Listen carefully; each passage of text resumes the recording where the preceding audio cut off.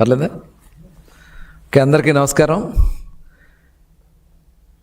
గొడ్డల party Bhagavatam మరొకసారి బట్టబయలైంది. ముఖ్యంగా కల్తీ మద్యం కేసులో ఏదైతే సిట్ ఏర్పాటు చేశామో ఆ సిట్ విచారణలో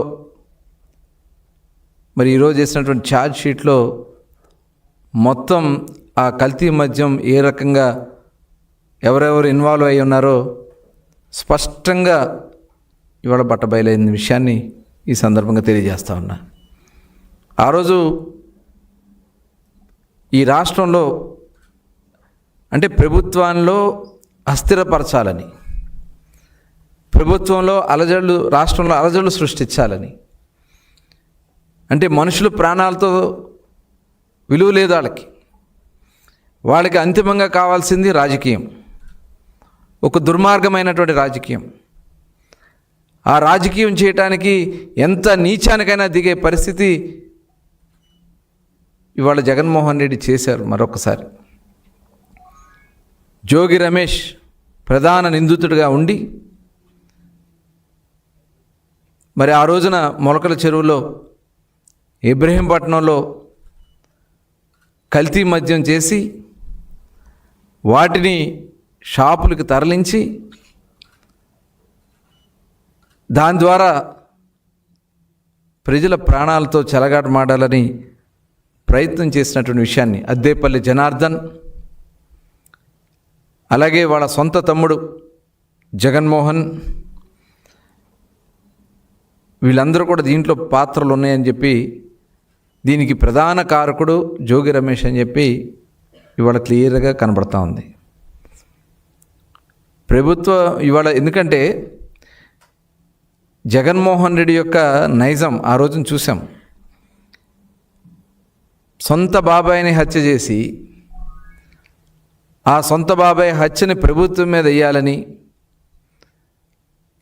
అలాగే నెక్స్ట్ డే చంద్రబాబు నాయుడు గారు ఫోటోని పేపర్లో నిలువెత్తు ఫోటో వేసి చేతిలో గొడ్డలు పెట్టి నారాసుర రక్త చరిత్ర.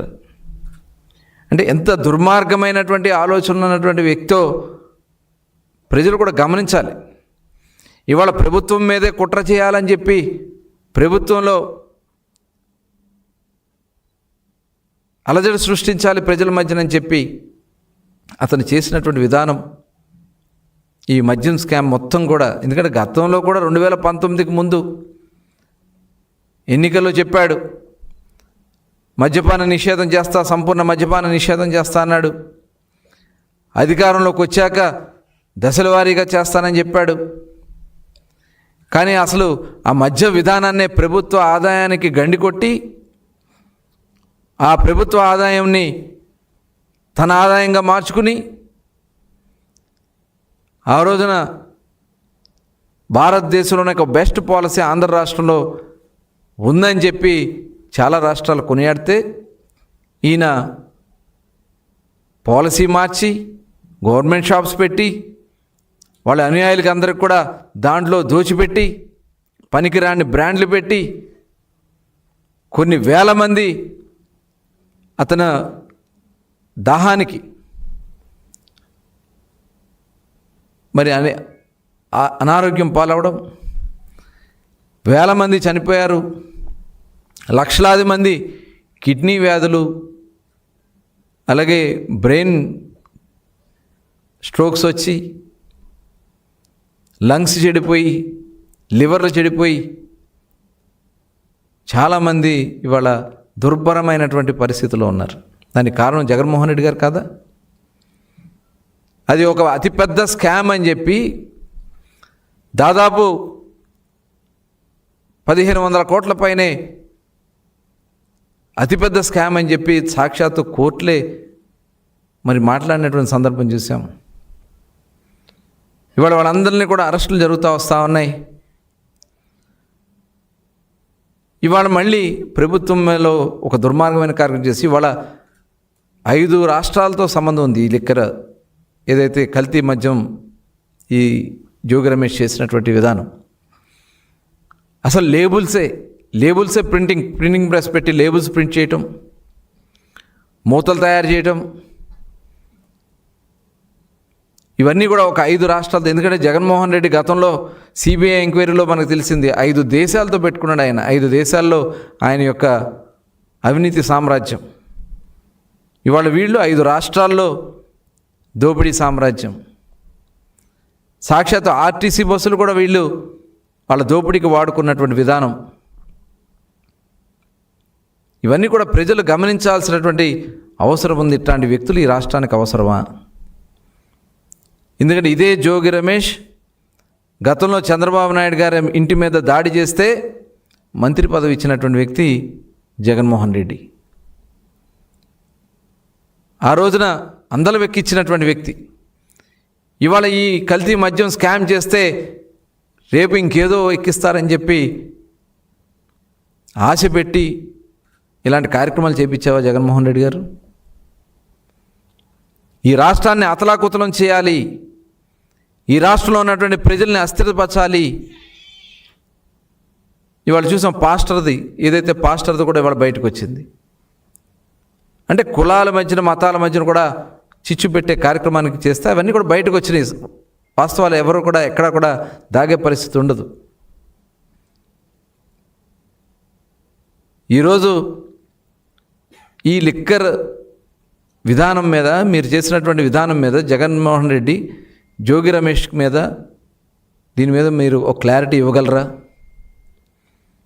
ఇవన్నీ కూడా తాడేపల్లి ప్యాలెస్తో లింక్ అయి ఉన్నాయి కాబట్టే మీరు మాట్లాడలేకపోతా ఉన్నారా?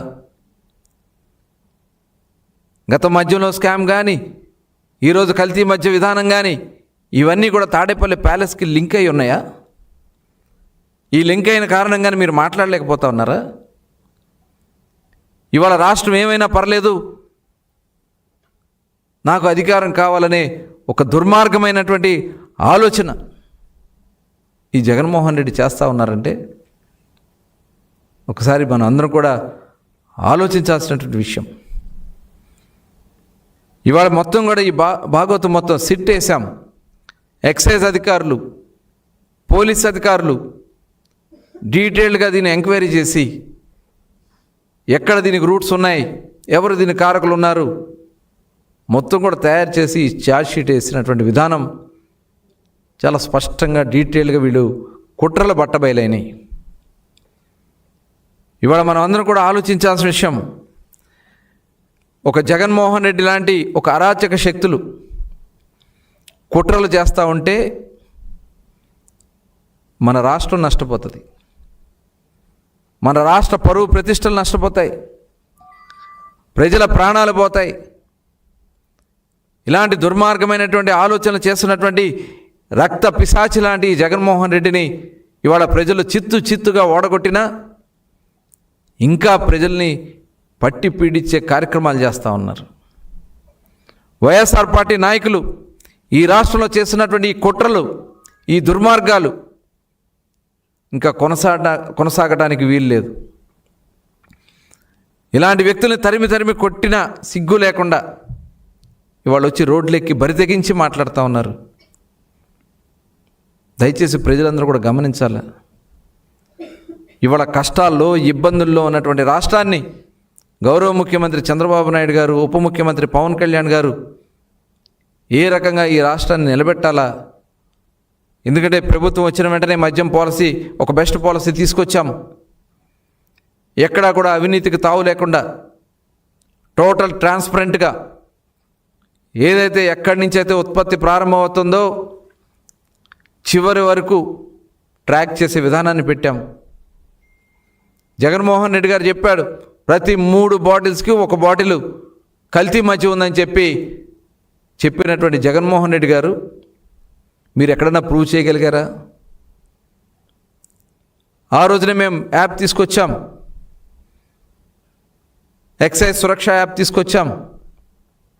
ఎక్కడైనా మీరు ట్రాక్ చేసుకోండి, ఎక్కడైనా ఒక కల్తీ మద్యం బాటిల్ ఉన్నా దాన్ని సీరియస్గా తీసుకునే దానికోసం మేము చెప్తే 1 బాటిల్ కూడా మీరు చూపించలేక, అంటే ఒక బాధ్యత కలిగినటువంటి వ్యక్తి జగన్మోహన్ రెడ్డి గారే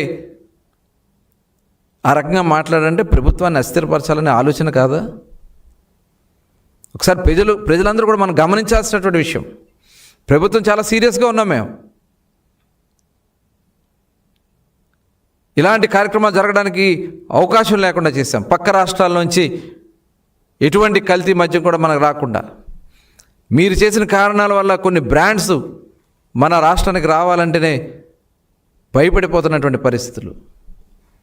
ఆ రోజున ఈరోజు అన్ని బ్రాండ్స్ను కూడా అవైలబిలిటీలో తీసుకురాగలిగాం. ఈరోజు ఒక బెస్ట్ పాలసీ ఇస్తూ ఉన్నాం.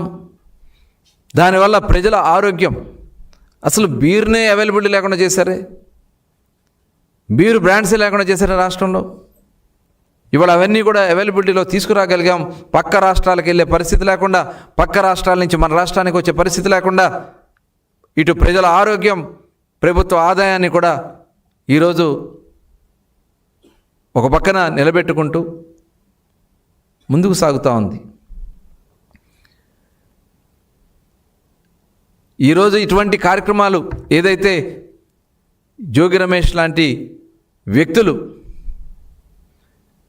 అడ్డం పెట్టుకుని జగన్మోహన్ రెడ్డి చేస్తున్నటువంటి ఈ దుర్మార్గమైనటువంటి కార్యక్రమాలని మనం అందరం కూడా సంఘటితంగా ఎదిరించాల్సినటువంటి అవసరం ఉంది.